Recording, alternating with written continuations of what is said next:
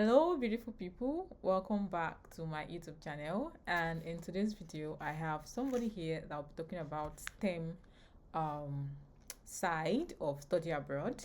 And I will be handing it over to him very soon. So he'll introduce himself. But before then, if you're just like seeing my video for the very first time, my name remains Oluwadamilola, and thank you for stopping by. And please don't just watch this video, subscribe, like my video, and engage with this post. Share with your family members, your friend, or anybody that you think might benefit from this video. And to my returners, thank you for sticking around. Thank you for growing my page. I am at I think 290 now or so. So like it's all because of you. Thank you so much for sticking around. So let me turn it to my guest here. He's a very good friend, and I'm happy that he said he was going to join me today in this video. So Obed, over to you. Can you introduce yourself and just tell us what you do currently and like stuff like that? Anything you would want us to know about you. Well, thanks, Dami. Thanks for having me on your channel. Thank Thanks, you, everyone. It's nice to be here. So, yeah, my name is Obed, like she said, Obed Dodo, Doctor and Obed. Sorry, he's a PhD holder, so he's a doctor. mm, you might be correct.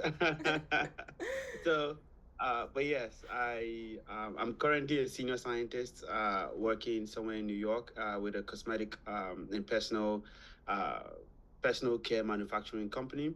And besides that, I also have a YouTube channel that I manage on the side because, Yes. I also like to share things like Dami, Yeah. which is sort of Study like something we have in abroad. Yeah. common. But before all of that, I finished my PhD from Miami University. Wow, so about a year and 7 months ago. So it's been a short while. We thank Yeah. God.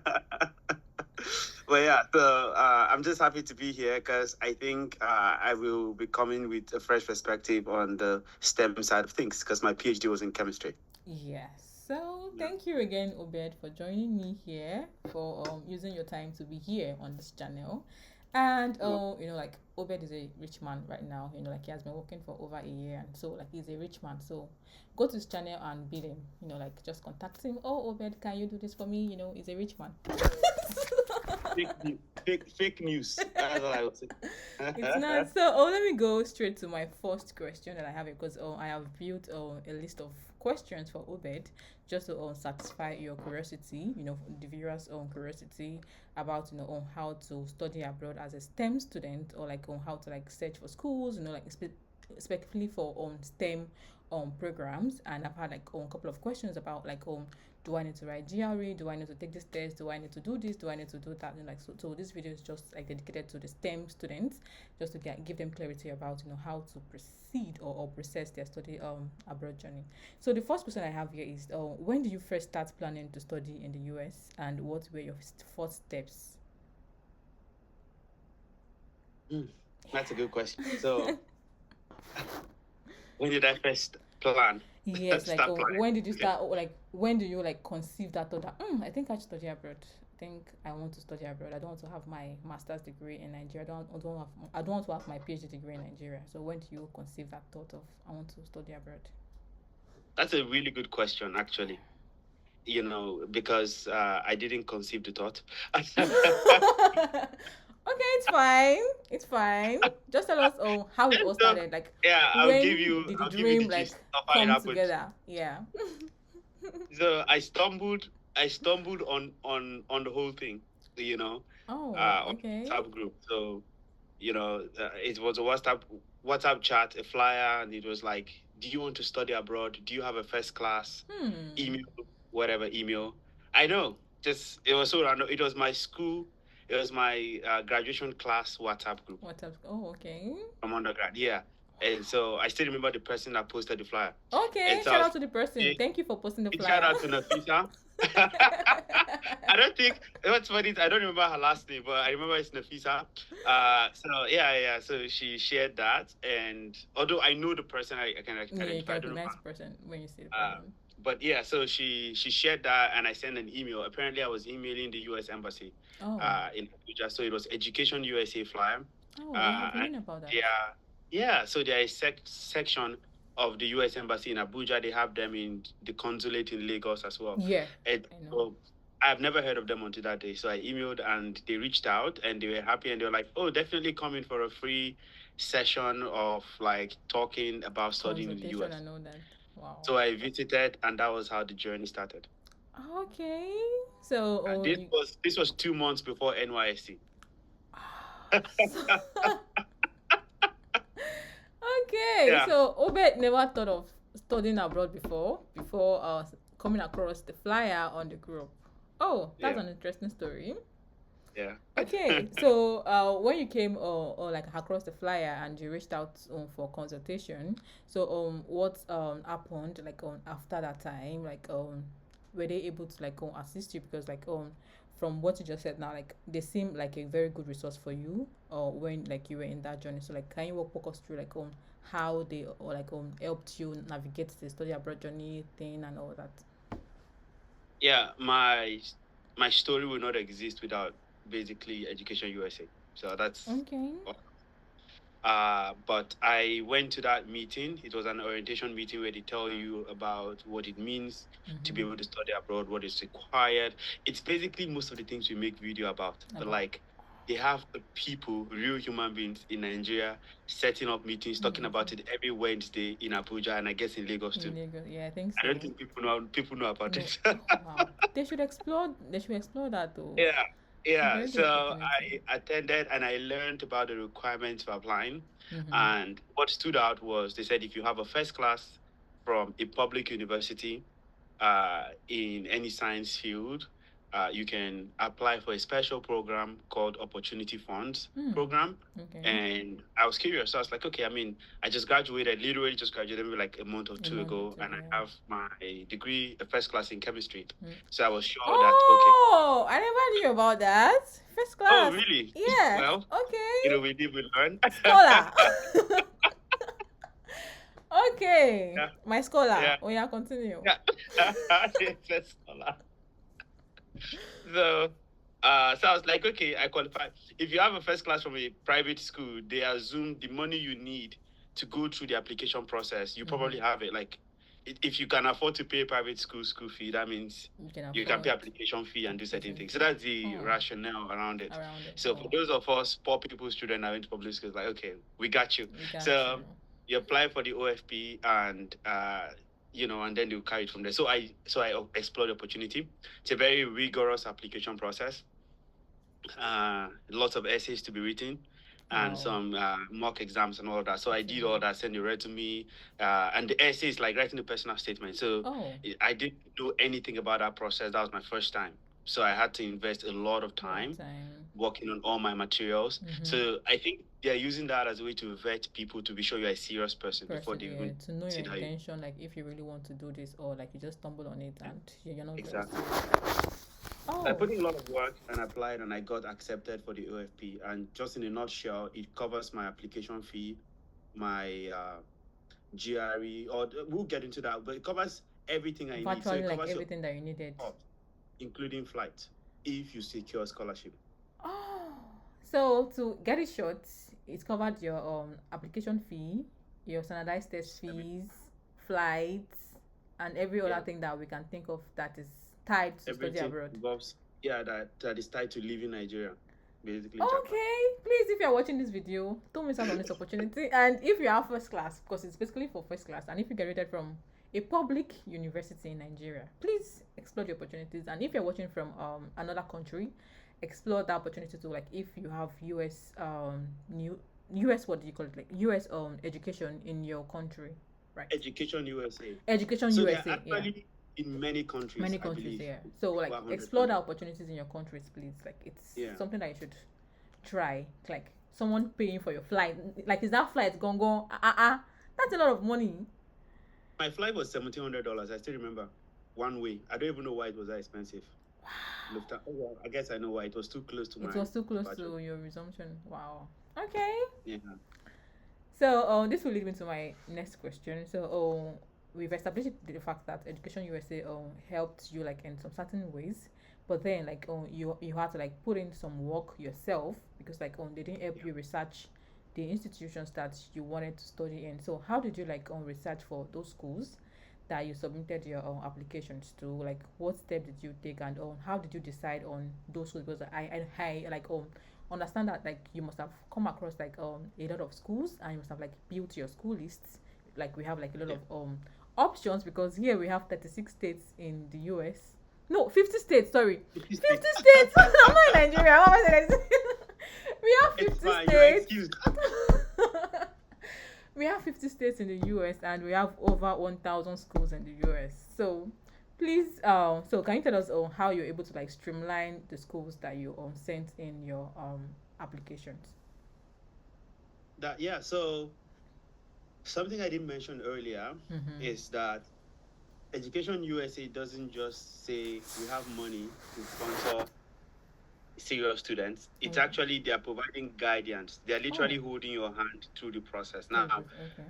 you have your own work to do, Mm-hmm. and we show up once a month. We all recycle. I was then serving in Ogun State, but I Mm. always travel back to Abuja once a month. Want to? Oh, That's basically what my allowance money was it for. was for Because home. back then we're still making just 19K. 19 So I used that and travel back to go to that meeting and come back. Wow. It was so bad.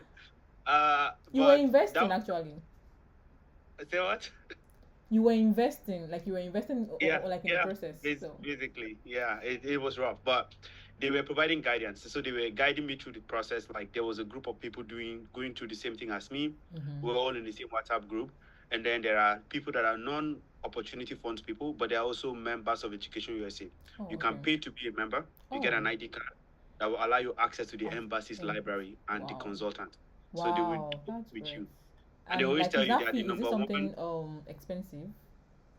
Yeah, back then in 2017, it was 47,000 for membership for Okay. you for that academic year for that Yeah. season of application. Yes, Application. Oh, okay. Like it's not yeah. too bad. So Okay. it's not bad. I don't think today it's up to 100 grand. So either ways, if you can afford it, Afford. I highly Yeah. recommend. Pay, yeah. Better than working with any agency, in my Yeah. Don't opinion. work with an agent though at all. Yeah.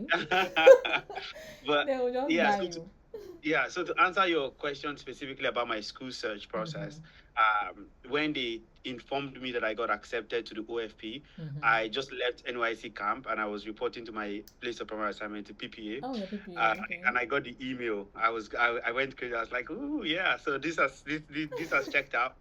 So basically, I was doing the application while doing NYC and doing all that All of process that. Yeah. or working my materials on NYC. So Mm-hmm. to do my school search, I had so many limitations. I don't have like a functional laptop then. My phone was nothing to write home about. I had a small Nokia phone. So Oh. that's what I used to do my school search. And that's why I always tell people you have no excuse. Like a lot of people will be like, you have all these gadgets and you're still asking so many questions about how to Questions. find information.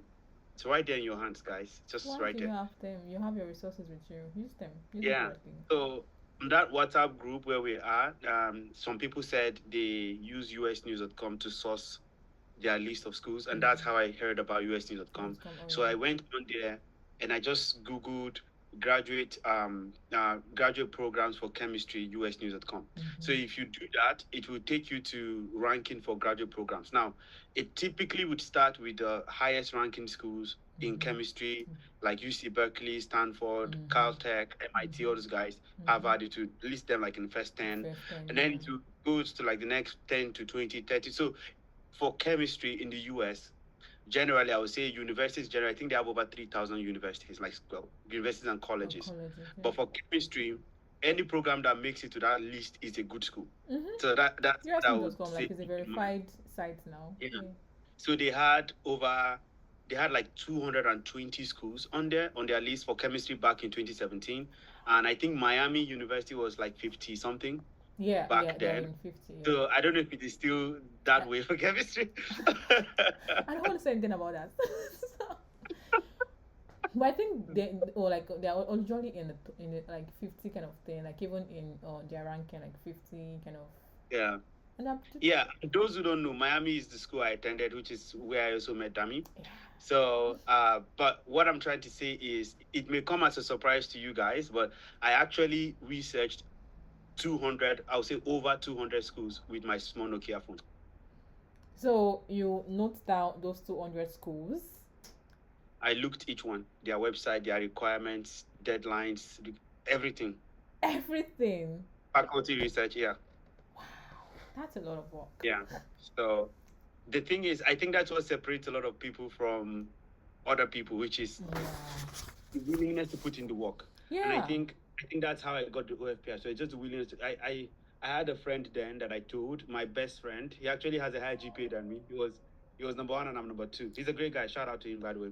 But so I was like second highest in my department and he was the highest. But what had happened was that when I heard of OFP and I was working on my application, I remember I told him, and it's like, well, I wish you well. You know, he didn't express interest. He sounded too stressful. And I need to write these 3 essays by this timeline and something like that. So he didn't want to be a part of it, and yeah. So I traveled literally like within a short while, literally after NYC. Wow. So yeah, my point is he could have joined me if he was willing to do the work then. Does that make sense? At that time, At that time, he's now in the US after like a few years, but you get the gist. Yeah, I get it. Like, study abroad actually like require you to dedicate your time. Like, it's not just something that you just like sit down and just say, I want to apply today. No. Like it doesn't work that way. You have to like invest your time in it. Like, that's something that I learned when I was like doing mine too as well. Like, you have to like dedicate your time, your hours, and research. So how did you like choose the schools that you applied to? What were you looking out for in the admission requirements? Okay. So I had a notebook where I was listing out the schools that stand out.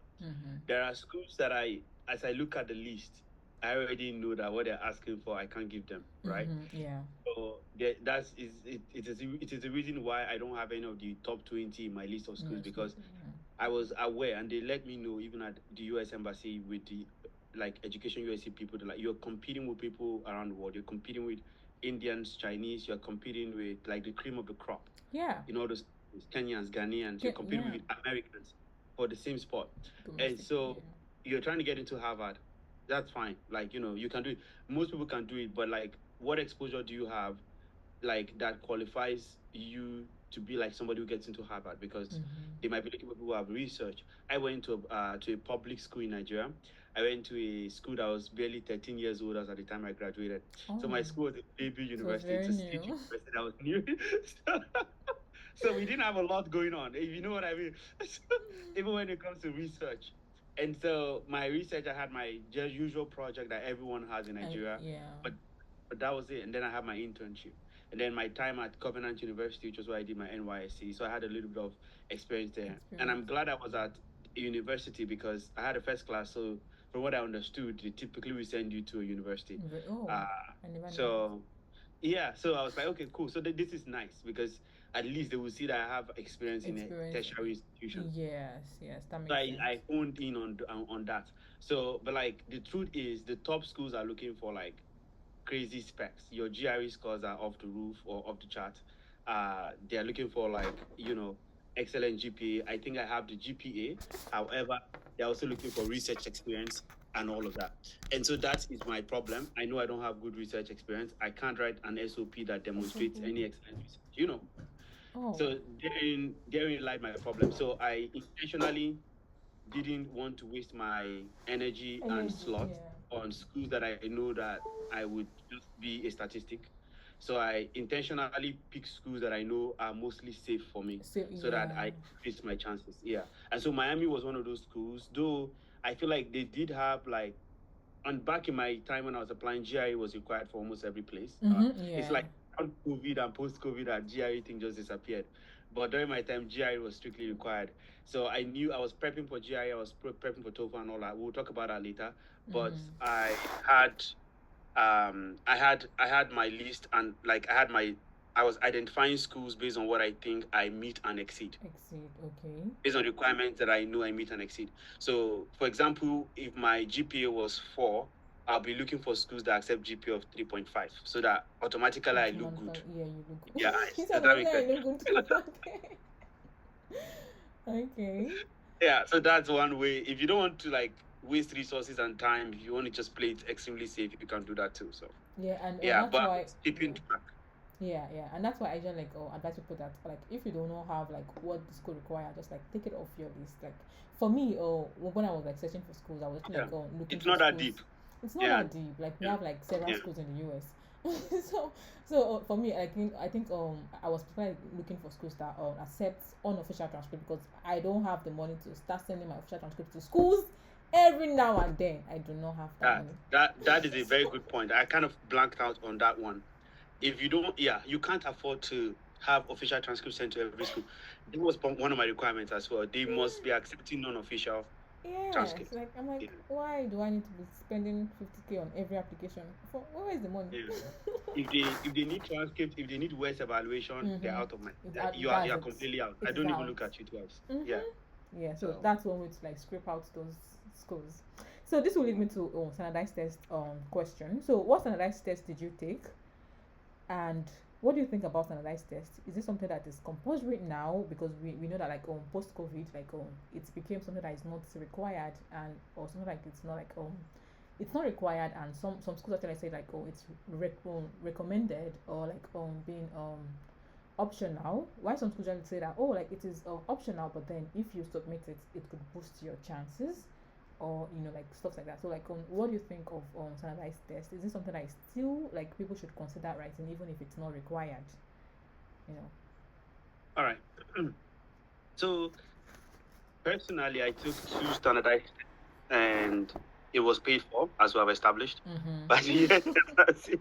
It was So, luxury, but so something I would say to you guys is the truth is, okay, like standardized tests are actually pretty good. I think it will sharpen your mind.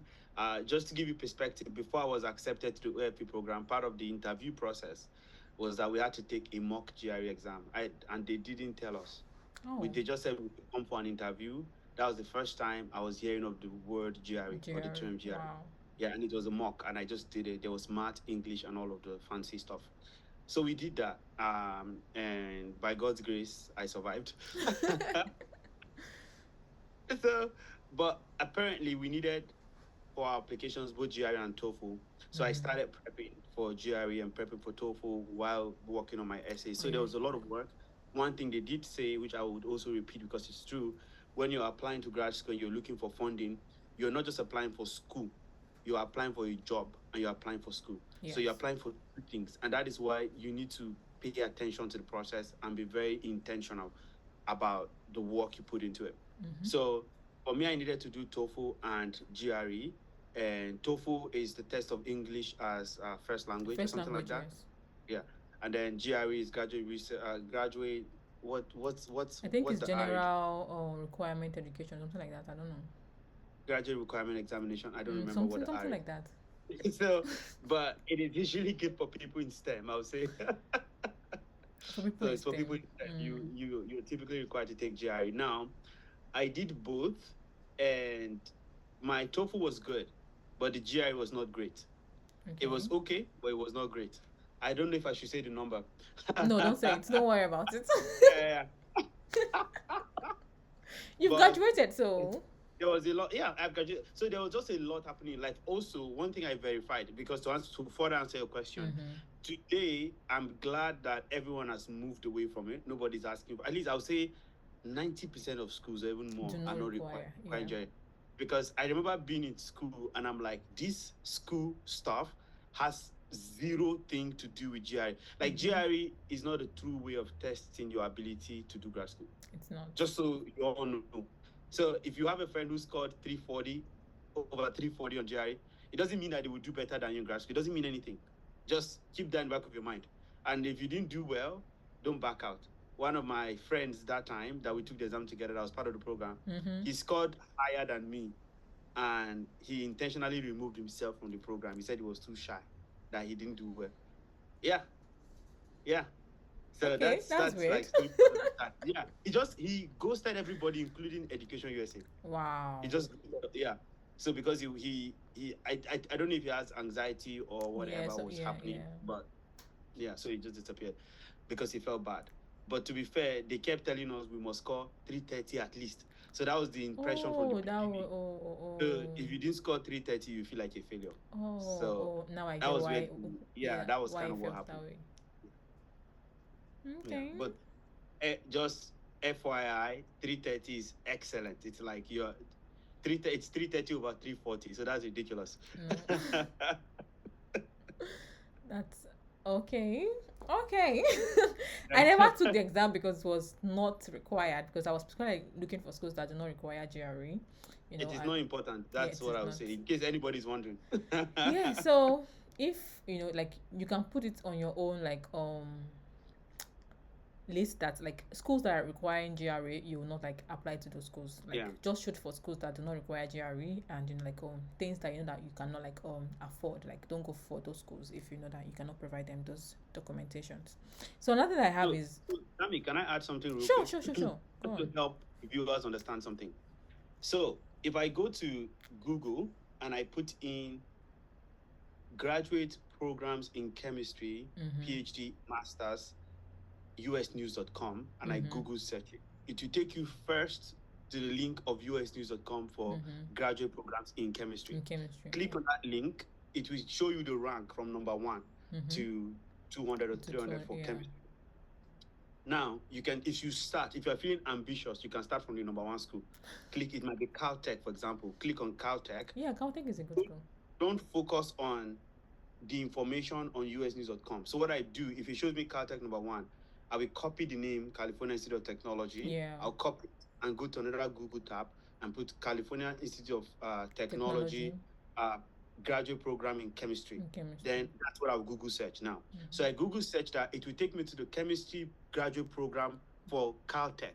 So once I'm in there, you can go for requirements for admissions. Yeah. So you go there, and then as you're looking at it, if they now start to say GRE required 330, just close that page, go back to usd.com, go to number 2. Go to number 2 is copy Harvard, go and repeat the same. Harvard University graduate program in chemistry, and just search that. It will take you to the chemistry page for Harvard. Go in there, and then they said official transcript needed. Close the page, go back to US News. So that's how you move. The moment you see something you don't like, don't waste your precious time. Move on. Just move on. That's kind of what I'm trying to say. Yes, and FYI, you can also like try this format for other programs in STEM and for non-STEM. Like it works for everybody. So another question I have is how did you make your material stand out? When applying to schools. How did you like write your statement of purpose, your resume, and how did you reach out to your recommenders to like prepare those letters for you?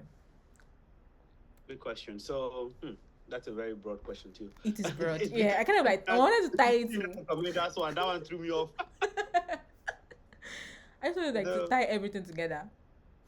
Yeah, so basically for material prep, I didn't really. So back then, I wasn't very familiar with YouTube at all. So I can safely say I did not watch any YouTube video at all. But I'm glad you guys have that today as a resource. Like a lot of people have it today. It makes things easier. Just you've seen people talking about it.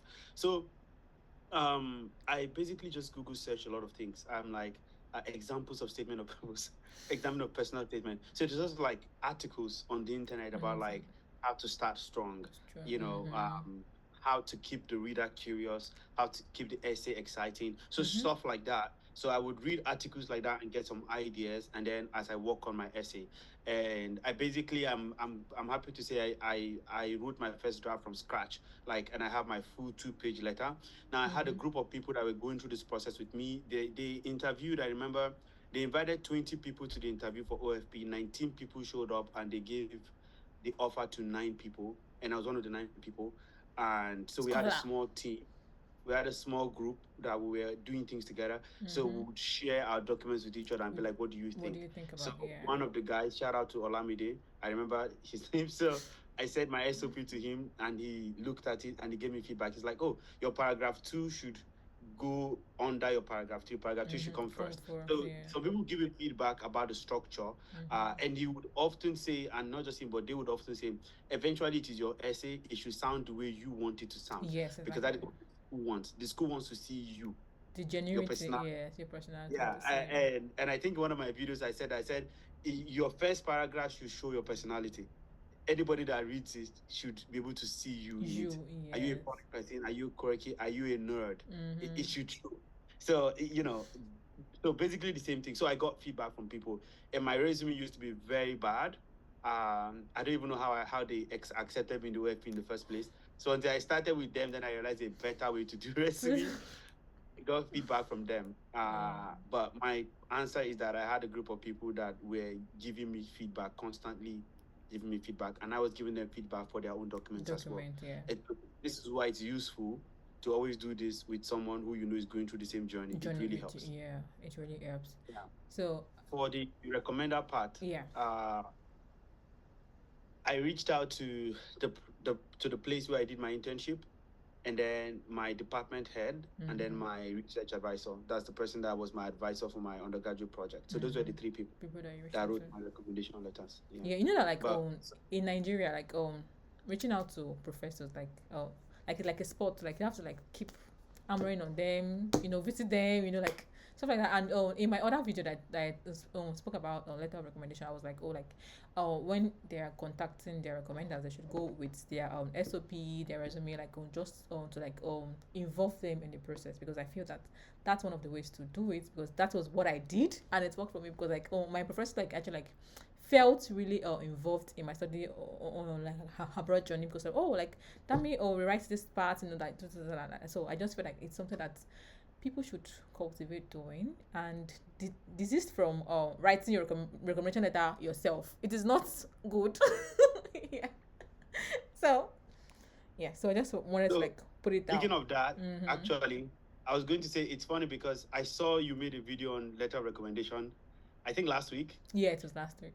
So it's funny because that was my plan. My plan was to release. It's funny, would have released letter of recommendation around the same weekend. Like I saw it, I was like, Obed released recommendation yesterday. I'm like, okay.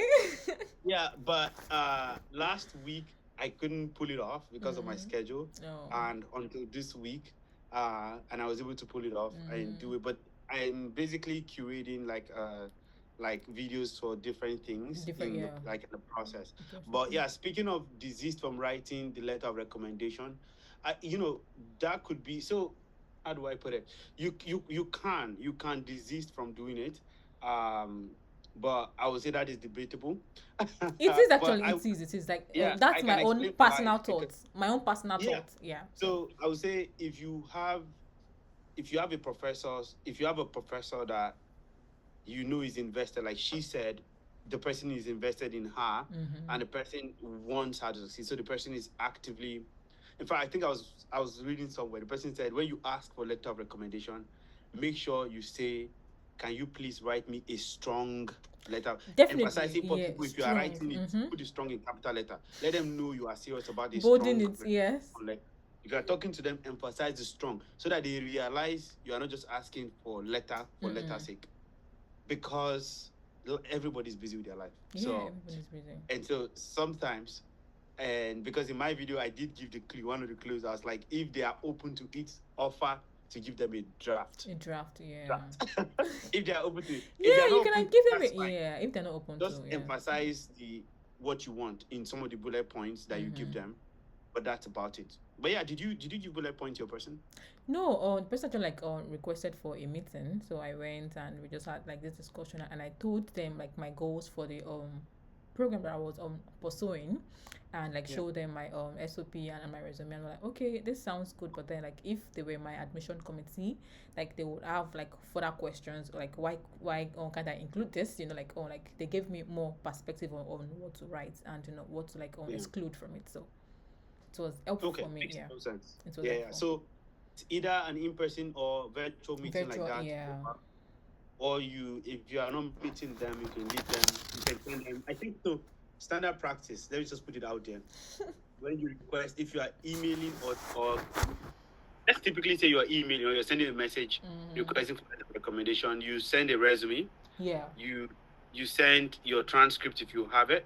And I know Nigerian schools don't give transcripts, so you can ask for statement of results. They give transcripts like if you have your student transcripts. For my school, we had student transcripts, so we had it. I'm glad you said for your school. For mine, it's a nightmare. For my school, we had student copies. So when I was at Covenant, I realized they can just request the transcript anytime. I was like, you people are lucky. Shout out to my school, University of Lagos. Thank you for making life easy. Let's go.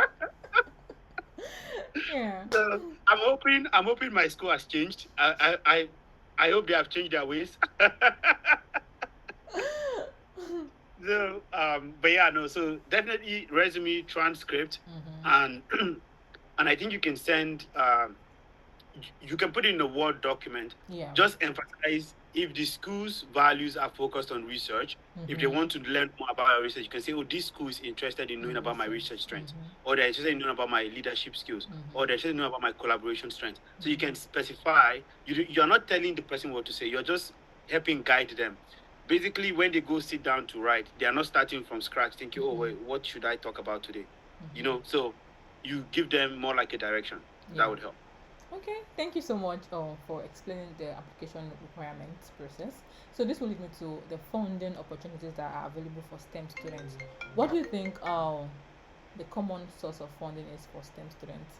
And how can they like get opportunities to be accepted for those funding?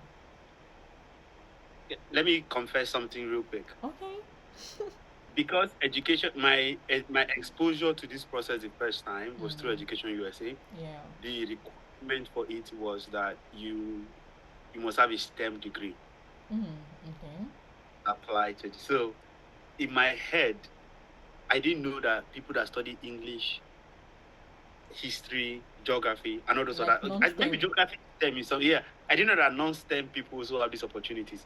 So when I came to Miami and I learned about it, my mind just went like, that's crazy. You thought it's just for the Yeah. STEM people? Yeah. So I thought it's mostly like it's more advantageous to be in STEM because the Mm-hmm. opportunities are broad. Broad, yeah. So I'm glad that I just wanted to put that out there. This opportunity is out for everybody. Like, Mm-hmm. just get a degree, guys. That's kind of what it starts from. Get a good degree. Let's start from that. With a good So, standing. yeah. Then when it comes to your question, I feel like I'm beginning to blank out. What was the question again? So the question is, what are the sources of funding available for STEM students? Funding. Yeah. Because I'm wondering why I went that route. Now I remember. Okay, No, funding. it's. So basically, there are three main ways people get funded. It can be more depending on the setting. Yeah.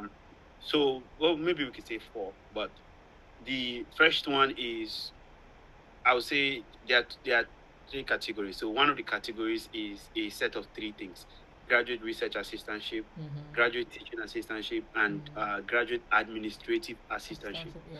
So for the graduate research one, a professor is saying, "I have money that I've gotten grant, and I need people."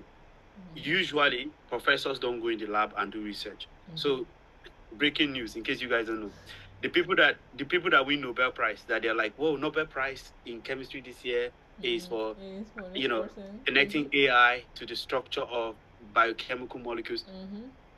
Flash news: the professor did not do the work. I mean, it may come as a shock to most of you. So this is always funny whenever we say the people who work in the labs who get work done is usually so undergrads, grad students, and postdocs.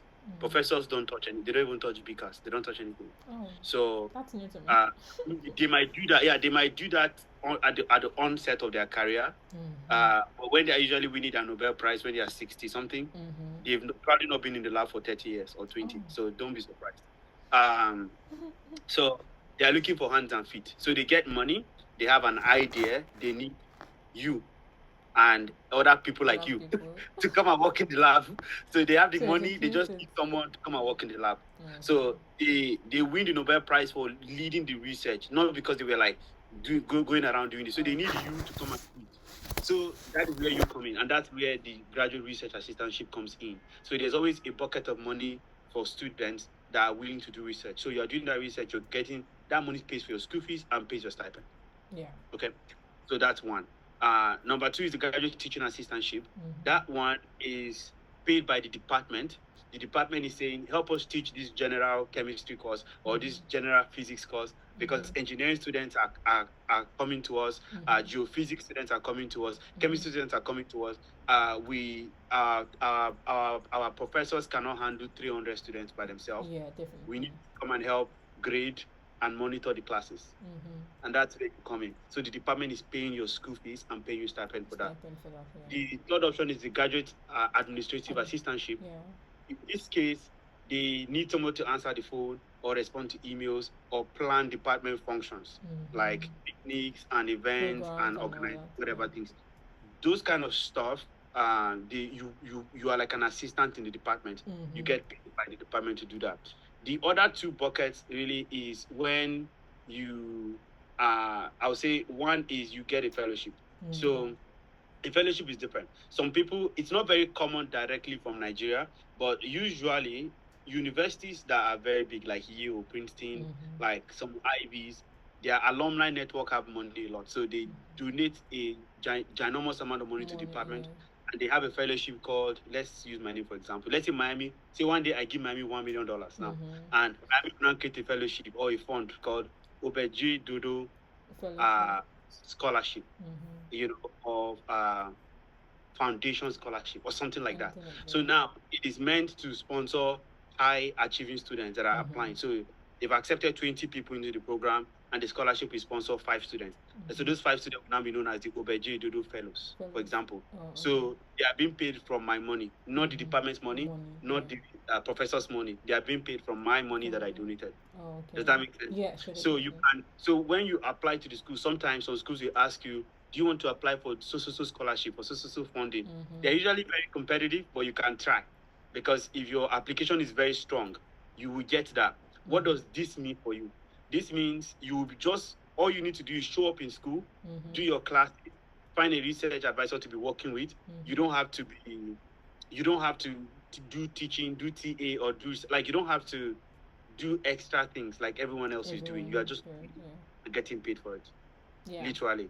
And it's a lot less pressure on you when you come with your money to the team than when you come to the team hoping to get the team's money. To get the team's money. Yeah, that makes sense. But yeah, that's one bucket. I'm trying to remember, there's one other way people get funded. Is it your external funding, internship and all that? It could be, I think it's external funding I was looking for. But it could be external. So sometimes people get like funding from NIH or NSF. So NIH is the National Institute of Health. NSF is the National Science Foundation.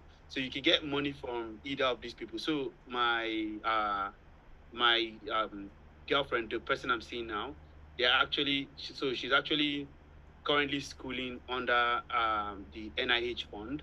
And so at a specific school, and it's basically a classic example of an external funding. So I'm glad you did mention that, because I know there's one more bucket I'm trying to remember. So it's the external funding. So the money is coming from a government organization, and it's taking care of her school fees and everything. So she's getting paid to go to school, and she doesn't teach, she doesn't do research, at least not yet. She doesn't do anything. She just goes to school. But it's very busy, but that's what's happening with her. So, that makes sense. I feel I just gave you a holistic view of funding. Sorry about and that. thank you for giving us this broad view of funding. It's very helpful. And so I want to ask, when you got your funding, or like, did you have to like do like an interview for that, or like did you have to like look for advice? Or because I know that some STEM program require you to like source for your own advisor before like they can admit to you because of the funding. Because like if you do not like get an advisor, there's no way the department will be willing to fund you. So like, can you like walk us through that process? Like, is this something that is ideal in chemistry, or just like physics or biology, or like other STEM? So it is strictly institution based. Oh, okay. And even with the institution, it is strictly department based. Okay. So this is a question of policy. Okay. It depends on the policy the department is running with. Some departments, for chemistry, when I was coming to Miami, if I emailed somebody, I think I might have emailed my advisor. He didn't answer, but I still ended up working with him when I graduated. And I always tell people this: email people, like, whether they respond or not, don't worry. Don't worry about it. Just speak out and establish your presence and your existence. They might not have said anything, but they know of you. I always tell people that. They know. Because behind every email, there's a real person that owns the account that is looking at it. Definitely, there's someone looking at it. Yeah. So they saw your email, that they didn't reply doesn't mean they didn't see it. I always tell people this. But in fact, one day my advisor told me that he thought I would be a good fit for his lab. That he was the one that reviewed my application. Oh, okay. Yeah. So just something for you guys to keep in mind. But what I wanted to say here is that when it comes to like just like based on your question, I think like for me, I think sorry, something came up on my computer. Oh, sorry. Yeah. So for me, when I came into the department, they were not doing like so it was not a requirement to email anybody. But if you email, so I didn't meet anybody, I didn't do any interview, nothing at all. I just applied. Just applied. Except I had that email that I sent to one person, and the reason I emailed him, I was very adamant about working with him, and I'm lucky it worked out because I read an article about him when I was researching schools and looking at the department. Yeah, an article about him was posted on like the department page, and I liked what it was about. So I was like, wow, I want to do this work, and I'm glad it worked out. So, but it's not always the case with everybody. So, for some departments, they will tell you that email a professor, secure an advisor before you apply. Yeah. For Miami today, from people that I've emailed and gotten feedback, from what I understand, if you email the professor, they might get back to you and tell you, well, you sound like an excellent applicant, but the admission decision is not based on me or the department. So you have to apply to the grad school, get accepted in the grad school level first, then we'll have a conversation. Oh, okay. So it's a policy thing. It's different with everybody. Yeah, I think it was Ayo one day or something that was telling me that she needed to like email professors before like she got the admission into Miami. So like I think like it varies department by department. I think she's in physics, right?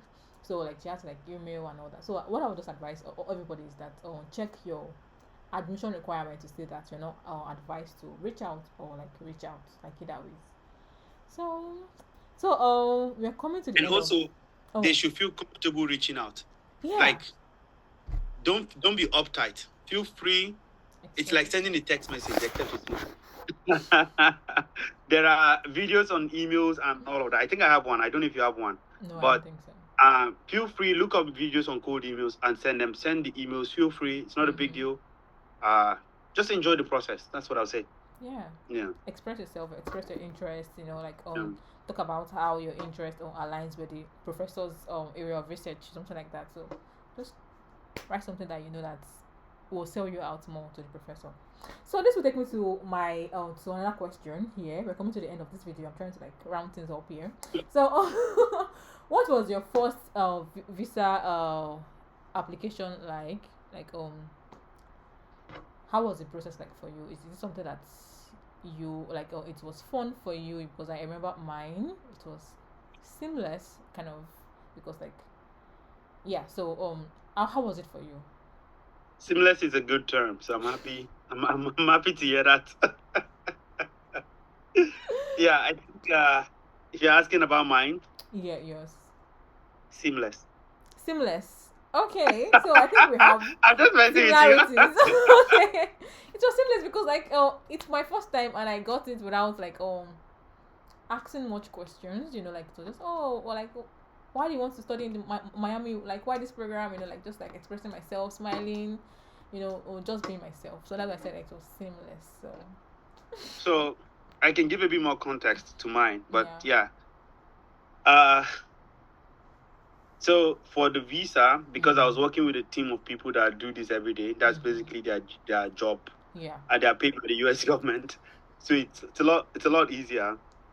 They just requested certain information from me, my passport, biodata page, and all the basic stuff. They applied for the visa and just told me this is your interview date. So wow. So like you never filled your DS-160 yourself?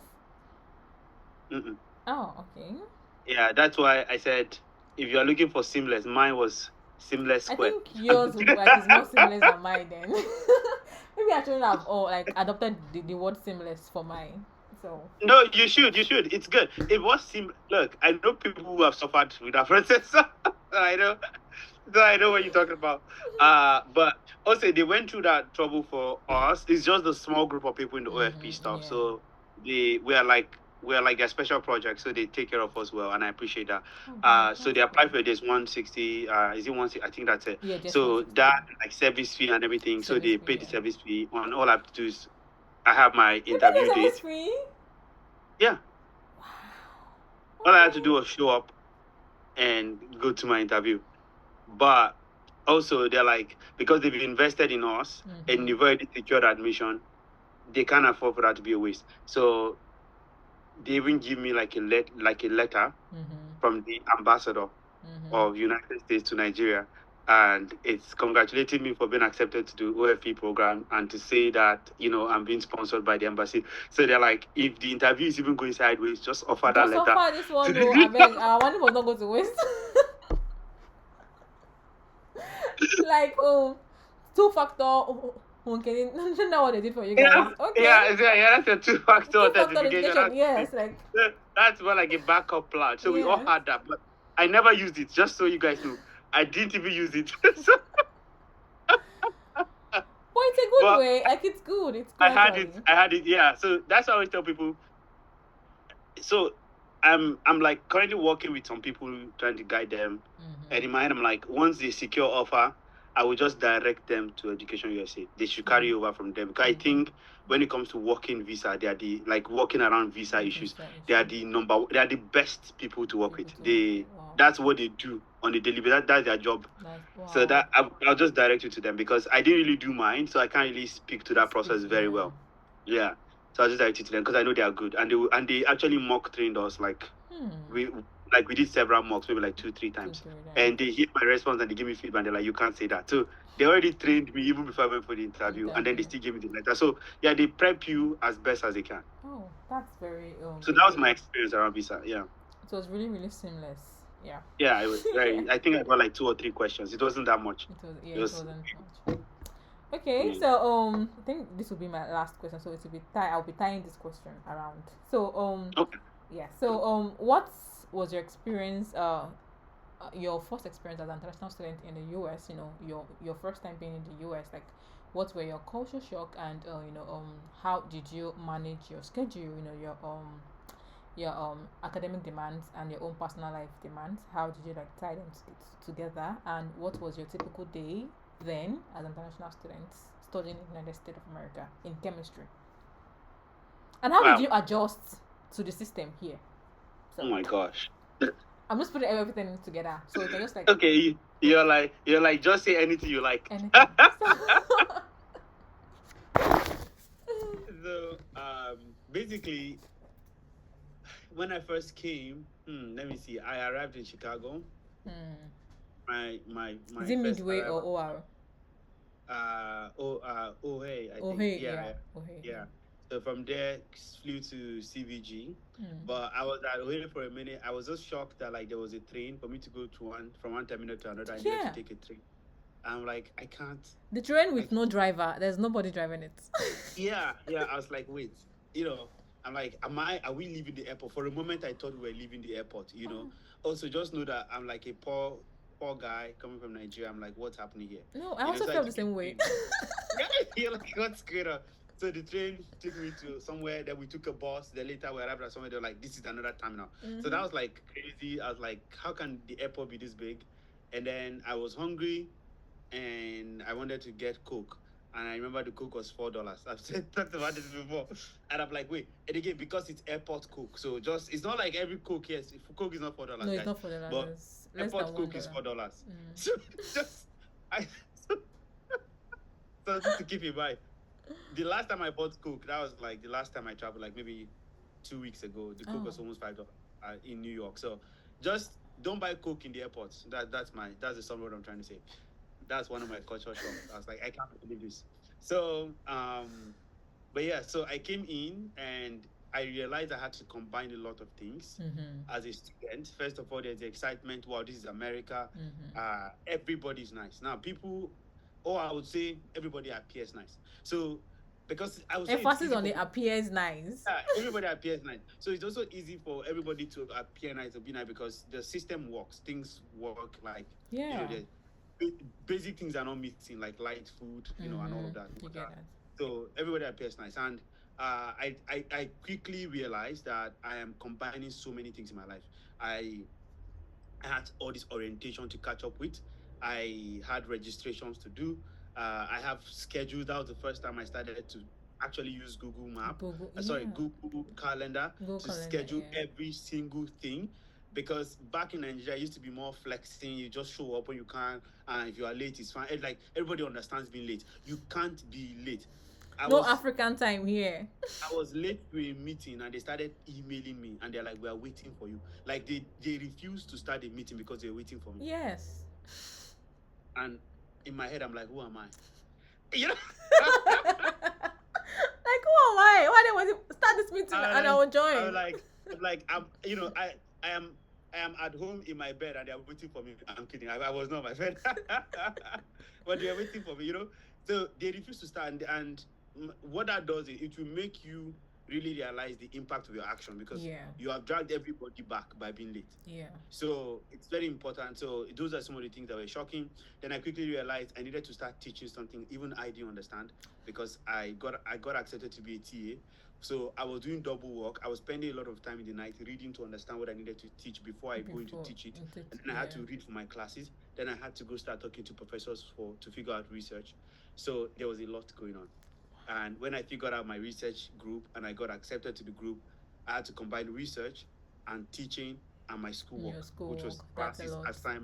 assignment, group presentations, whatever you name it. Mm-hmm. So it is a lot of work, guys. That was when I realized we sit around a lot in Nigeria. People just sit around. That means Shakira, she knows what time. No. So that was one shock. Everybody here works, really, really works. Like So emphasis on the work. Like you have to work. yeah, You cannot just everybody works, like sit really idle works. and just say like, oh, you don't want to do anything. No. Yeah. So when you see people in the abroad, as we would say, and you just think people are flexing, don't worry. When the Lord opens the door for you, Flexing with you will see pain. how it is. You will see how it is. Yeah. So we thank God. It's good. It's a better place. Yeah, You it work, is. you get paid for your work. You see the value of what you're doing. So we thank God. But yeah, but that is it. I would say it's the stress and navigating that was hard. Just combining everything. That was like the first stress in my life. Just I realized also I tend to be a night owl, so I work better at night and then I wake up late in the morning and then I go like that again till like when I say late, maybe like 1, 2 p.m. So 1, 2 a.m. and I sleep into the morning. So I like working at night, but at the end of the day, it impacts my morning meeting. So it was quite a struggle generally adjusting. To adjust. But I won't be here and give you one formula and say do like this or do like that. Everybody will figure out what works best for them. Definitely. So that's kind of where I will leave that. We have come to the end of this video. Thank you so much. No, I'm really grateful, Dr. Obed. I try to call you doctor now. I appreciate that. Yes. Thank you so much for spending an hour here with us, and I'm really grateful. And I hope our viewers or like those that will be watching this video would learn like 1 or 2 things from this video and would like take away like some things very important for them like in their application process. So please, if you watch till the end, yeah, don't forget to like my video, share and subscribe, and don't forget to like check out other videos I have on my channel, and you can also like go to Obed's channel as well. Like he has like a lot of fun things there on his channel, like that speaks on study abroad too as well.